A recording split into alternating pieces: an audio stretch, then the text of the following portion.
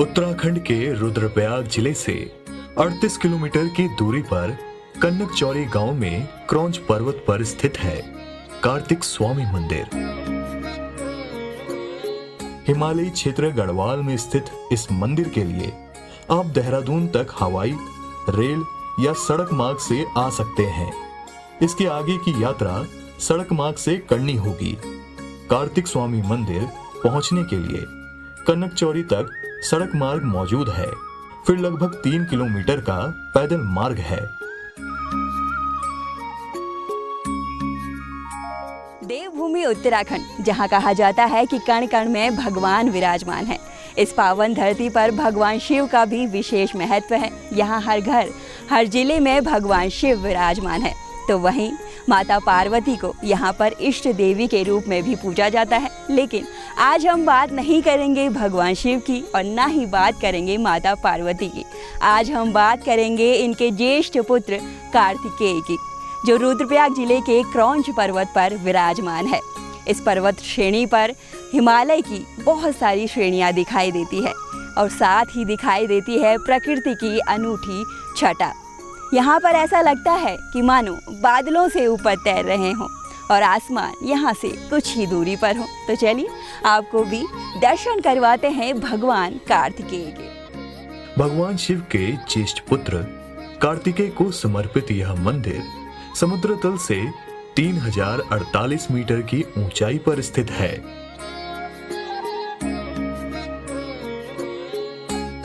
यहाँ तक पहुँचने के लिए कनकचौरी गांव से तकरीबन 3 किलोमीटर की खड़ी चढ़ाई करनी होती है। इस ट्रैक के दोनों तरफ खूबसूरत बांज के जंगल, बुरांस के पेड़ और पक्षियों का कलरव चढ़ाई की थकान का अनुभव ही नहीं होने देता।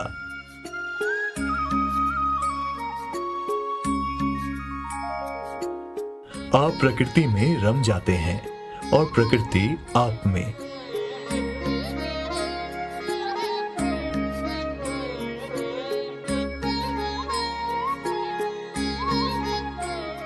इस ट्रैकिंग के बाद आप खुद को हिमालय की गोद में बसे इस मंदिर के प्रांगण में पाएंगे। मंदिर के प्रांगण से लेकर कार्तिकेय मंदिर के रास्ते तक भक्तों की प्रार्थनाओं के प्रतीक के तौर पर बंधी लाल चुनियां दिख जाती है। कहा जाता है कि संतान विहीन जोड़े यहाँ संतान प्राप्ति की प्रार्थना के साथ आते हैं।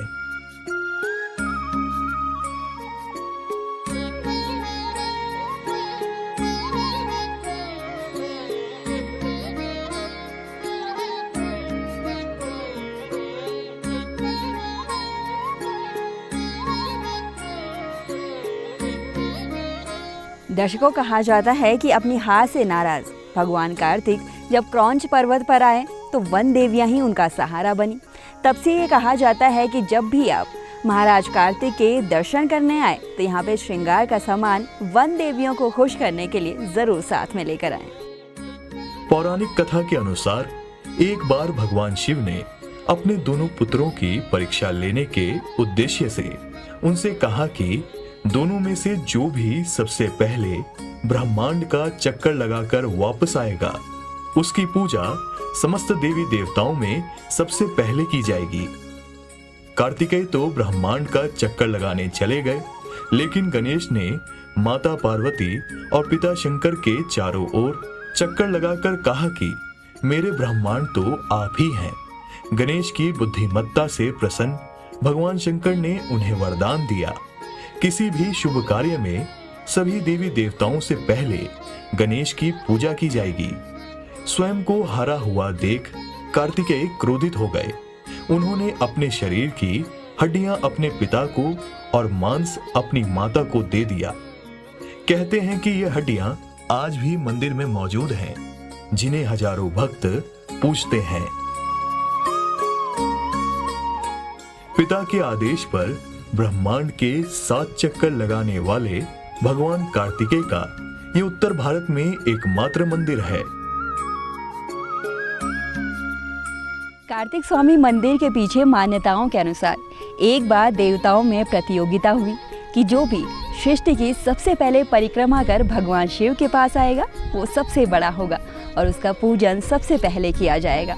फिर क्या था, सभी देवता लग गए प्रतियोगिता में। सभी अपने वाहनों पर सवार हो गए और सृष्टि की परिक्रमा के लिए चल दिए।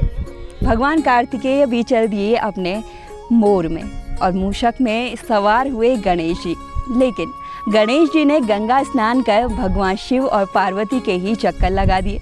भगवान शिव और माता पार्वती ने उनसे प्रश्न किया कि तुम हमारी क्यों परिक्रमा कर रहे हो।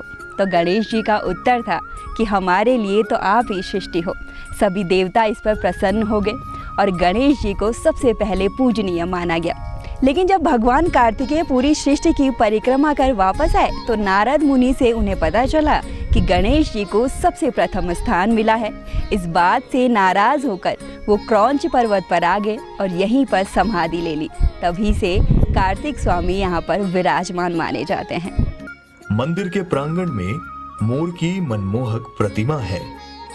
पौराणिक कथाओं में मोर को भगवान कार्तिकेय का वाहन माना गया है, जिस पर बैठकर उन्होंने ब्रह्मांड के 7 चक्कर लगाए थे।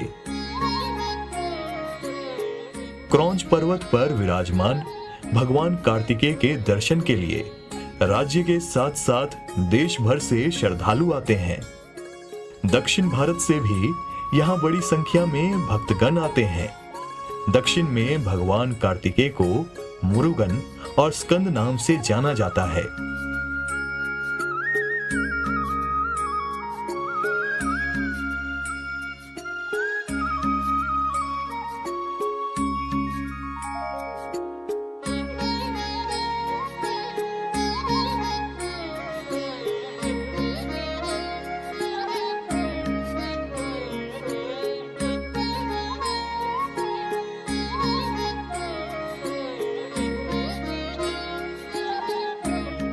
दर्शकों, कहा जाता है कि पूरे उत्तर भारत में भगवान कार्तिकेय का एकमात्र मंदिर है कार्तिक स्वामी मंदिर। कार्तिक स्वामी को स्कंद, मोरगन और भी कई नामों से जाना जाता है, जिसका अर्थ होता है युद्ध के देवता। तो चलिए आपसे बात करते हैं और जानते हैं कि यहाँ का इतिहास क्या कुछ रहा है। जिस स्थान पर हम खड़े हैं, इस स्थान का नाम क्रौंच पर्वत है और भगवान कार्तिकेय का मंदिर ठीक आप मेरे पीछे देख रहे हैं कि दशकों से यहाँ पर भगवान कार्तिकेय अपने हड्डी के ढांचे के रूप में विराजमान है, जो कि मंदिर के अंदर अभी भी विराजमान है। और संपूर्ण उत्तर भारत में मात्र अकेला ये मंदिर क्रौंच पर्वत पर भगवान कार्तिकेय का है। दक्षिण भारत में इसको मुरुगन स्वामी के नाम से जाना जाता है। और यहाँ पर भगवान कार्तिकेय इसलिए विराजमान हैं कि भगवान शंकर के बड़े पुत्र भगवान कार्तिकेय हैं और दूसरे पुत्र गणेश जी हैं। तो देवताओं में ये हुआ कि प्रथम पूज्य किसको कहा जाए, तो प्रथम पूज्य के रूप में जैसा कि मान्यता है कि भगवान गणेश को पूजते हैं। लेकिन कार्तिकेय जी इस बात पर अपने माँ बाप से रुष्ट हो गए थे कि कार्तिकेय जब ब्रह्मांड का चक्कर लगाने गए तथा कथित बात के अनुसार, तो उससे पहले गणेश जी ने अपने माता पिता के 7 चक्कर लगाए और भगवान कार्तिकेय से पहले वो ऐसा दिखने लगा कि जहाँ जहाँ भगवान कार्तिकेय गए उनके आगे जैसे कि गणेश जी का जो वाहन है मूषक वाहन, उसके पद चिन्ह मिले। तो इसी बात पर भगवान कार्तिकेय जो हैं माता पिता से रुष्ट हो गए हैं और उन्होंने कहा कि मेरे साथ छलावा हुआ है, और उन्होंने अपना जो पूरा मांस पिंड था माता पिता को त्याग करके अपने हड्डियों का ढांचा जो है वो यहाँ पर भगवान कार्तिकेय का है। यहाँ पर मंदिर में जो हमेशा जो प्रतिदिन जो दिनचर्या है, हमारे यहाँ पर पुजारी मौजूद हैं।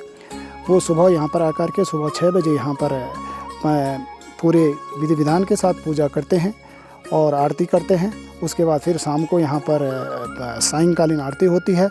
और प्रत्येक दिन यहाँ पर लोकल से लेकर के देश विदेशों से लेकर के और साउथ इंडिया के, दक्षिण भारत के बहुत सारे लोग यहाँ पर उपस्थित रहते हैं। और 362 गाँवों का ये आराध्य देव हैं। और साल भर में यहाँ पर प्रत्येक माह में जो है कि हजारों की संख्या में यहाँ पर यात्री आते हैं। और आप जानते हैं कि जो नीचे हमारा बेस कैंप कनकचौरी है, वहाँ से 3 किलोमीटर का ये पैदल ट्रैक है। और आपने देखा कि जो पैदल ट्रैक है वो बड़ा ही विहंगम दृश्य है, टेढ़े मेढ़े रास्ते हैं। और महाजून में, प्रत्येक वर्ष महाजून में पंचांग के अनुसार यहाँ पर महायज्ञ होता है। उस महायज्ञ में हजारों की संख्या में, लाखों की संख्या में देश विदेशों से यहाँ पर यात्रीगण आते हैं और विश्व कल्याण के लिए यहाँ पर जो महायज्ञ हमारे समिति के द्वारा किया जाता है उसका सभी लोग उसके प्रसादी को ग्रहण करते हैं। माह नवंबर में यहाँ पर वैकुंठ चतुर्दशी को यहाँ पर 3 दिवसीय कार्यक्रम होता है। उसमें रात्रि जागरण यहाँ पर हजारों की संख्या में लोग करते हैं और संतान विहीन जो जोड़े हो जो लोग होते हैं वो यहाँ पर दीपक जला करके रात्रि भर जागरण करते हैं और उनका प्रतिफल उनको मिलता है। यह मंदिर 12 महीने अपने भक्तों के लिए खुला रहता है। अधिक ऊंचाई पर होने के कारण गर्मियों में यहाँ का मौसम सुहावना और सर्दियों में बर्फ से लिपटी वादियां होती हैं। मौसम के करवट बदलते ही बादल घाटी में तैरने लगते हैं। मंदिर से हजारों फुट नीचे घाटी में देखने पर सुंदर पहाड़ी गांव दिखाई पड़ते हैं। यहाँ से सूर्योदय और सूर्यास्त का दृश्य मन को छू लेने वाला होता है। आस्था के साथ साथ ट्रैकिंग के लिए भी पर्यटक यहाँ आना पसंद करते हैं। मौसम साफ होने पर यहाँ हिमालय की चोटियों का अद्भुत दृश्य दिखाई देता है। चौखंबा, मदमहेश्वर, केदार पर्वत, मेरु सुमेरु पर्वत, त्रिशूल, पंचाचूली, नीलकंठ, नंदा देवी, नंदा घुंटी, रुद्रनाथ, द्रोणगिरी और कौसानी समेत कई ऊंचे हिमालय पर्वत चोटियां यहाँ से साफ नजर आती हैं। भगवान कार्तिकेय का एक नाम स्कंद भी कहा जाता है। स्कंद जो हमारे 18 पुराणों में से एक है और सबसे विशाल, जो कि समर्पित है हमारे कार्तिकेय को। आपसे जानना चाहेंगे कि सबसे हाइट पे ये मंदिर है तो यहाँ की हाइट कितनी है और यहाँ के चारों ओर जो पर्वत श्रृंखलाएं दिखाई देती हैं वो कौन कौन सी हैं?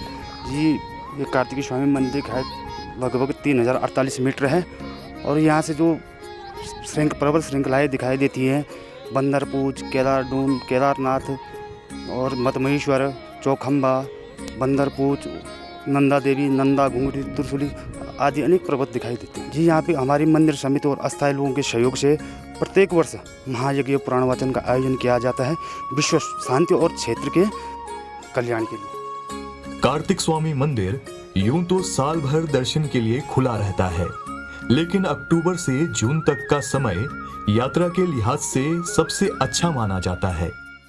बारिश के मौसम में यहाँ फिसलन बढ़ जाती है। कार्तिक पूर्णिमा पर यहाँ खास तौर पर श्रद्धालुओं की रौनक रहती है। इसके साथ ही जून में कलश यात्रा और महायज्ञ के समय भी यहाँ अच्छी भीड़भाड़ होती है।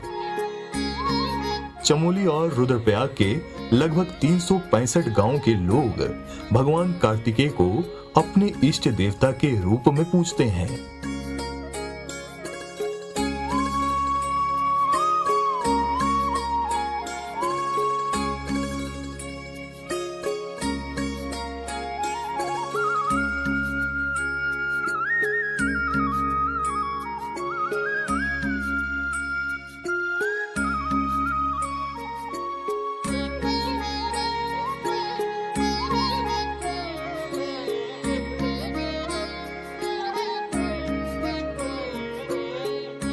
गांव वाले कार्तिक स्वामी को स्वामीनाथ डांडा के नाम से भी पुकारते हैं और कहा जाता है कि यहाँ पर 360 गांवों के इष्ट के रूप में पूजे जाते हैं कार्तिक स्वामी।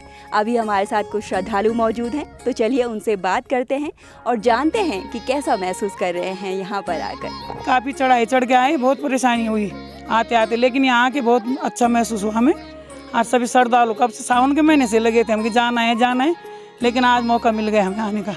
हाँ, बड़ी खुशी हो रही है। अब यहाँ आके हमें बहुत अच्छा लग रहा है। हमने यहाँ सुना था कि बहुत अच्छा मंदिर है। मेरा बेटा यहाँ 2 बार आया, उसके मुंह से सुना हमने, उसने बोला मम्मी बहुत चढ़ाई है, आराम आराम से जाना आप यहाँ से, और बहुत अच्छी जगह है। हमें यहाँ के बहुत अच्छा लगा। ग्रामीण पर्यटन और फोटोग्राफी के लिहाज से भी ये एक शानदार गंतव्य है। बर्ड वॉचिंग में दिलचस्पी रखने वालों को ये जगह विशेष तौर पर पसंद आएगी। घने जंगल और शांत वादियां इस जगह को पक्षियों और वन्य जीवों के रहने के लिहाज से सुरक्षित बनाती है। यहाँ आप किसी भी मौसम में आए, अपने साथ गर्म कपड़े अवश्य रखें। कार्तिक स्वामी मंदिर एक गंतव्य के तौर पर श्रद्धा, भक्ति, मन की शांति, खुशनुमा मौसम, ट्रैकिंग का रोमांच और मनमोहक दृश्यों का मिश्रण है।